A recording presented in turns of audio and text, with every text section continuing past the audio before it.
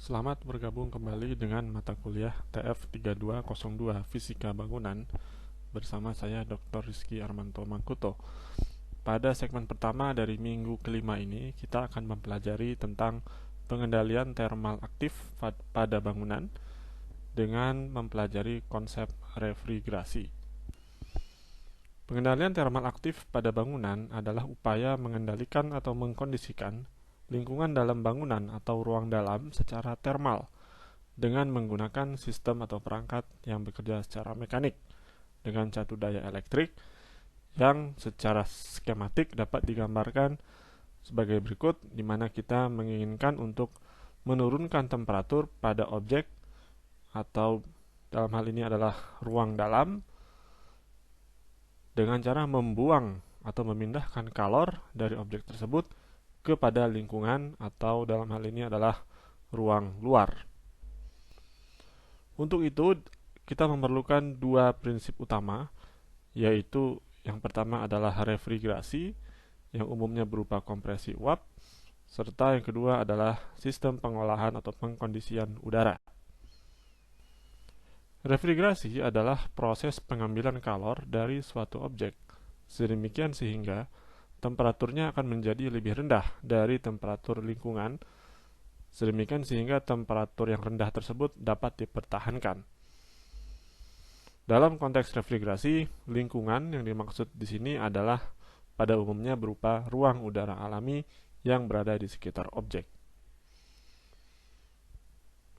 Refrigerasi pada praktiknya tidak hanya digunakan pada sistem pendingin udara dalam bangunan, tetapi juga pada kendaraan, serta pada mesin-mesin yang lazim ditemui pada industri. Sistem refrigerasi adalah sistem yang digunakan sebagai sarana untuk memindahkan kalor dengan cara menarik kalor dari objek yang ingin didinginkan, kemudian menyalurkannya serta melepaskan atau membuangnya ke lingkungan, sebagaimana yang telah digambarkan pada halaman sebelumnya. Untuk dapat memindahkan atau menukar kalor tersebut, diperlukan suatu medium yang mudah berubah fase akibat perubahan besaran-besaran fisik, khususnya temperatur dan tekanan. Medium tersebut kita kenal dengan istilah refrigeran, sehingga dalam suatu sistem refrigerasi, medium yang kita amati dan senantiasa mengalami perubahan kondisi atau keadaan itu adalah apa yang kita sebut sebagai refrigeran tersebut. Pada suatu sistem refrigerasi, diperlukan adanya suatu gaya eksternal berupa pompa kalor untuk mengambil kalor dari tandon atau objek yang bertemperatur rendah, sedemikian sehingga dapat dibuang atau dilepaskan kepada tandon yang bertemperatur tinggi. Kalor yang diambil dari tandon bertemperatur rendah kita lambangkan dengan Q1, kemudian usaha yang dilakukan oleh pompa kalor kita lambangkan dengan W, sedemikian sehingga dihasilkan kalor yang dipindahkan ke tandon temperatur tinggi dengan nama Q2. Menurut neraca energi pada sistem refrigerasi tersebut, maka besarnya Q2 harus sama dengan besarnya Q1 ditambah W.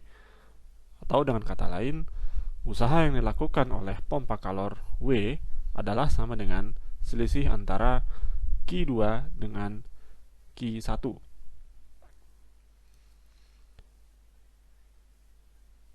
Kemudian, sistem refrigerasi dapat dinilai berdasarkan parameter koefisien kinerja atau COP yang didefinisikan sebagai besarnya kalor yang dipindahkan dari tandon yang bertemperatur rendah atau Q1 dibandingkan dengan usaha yang diperlukan oleh pompa kalor atau W.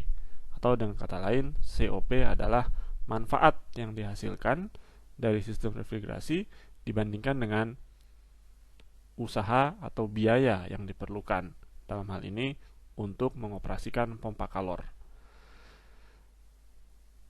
Berdasarkan neraca energi yang sudah kita sebutkan di atas, maka persamaan COP dapat kita juga tuliskan sebagai berikut, yaitu Q1 dibagi selisih antara Q2 dan Q1.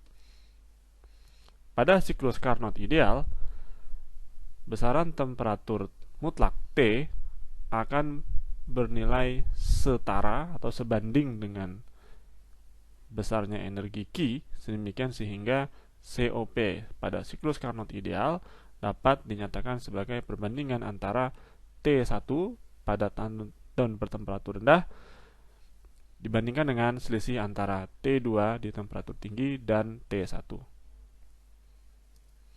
Sistem refrigerasi yang lazim ialah sistem refrigerasi mekanik, di mana refrigeran akan senantiasa mengalir akibat dorongan yang dilakukan secara mekanik.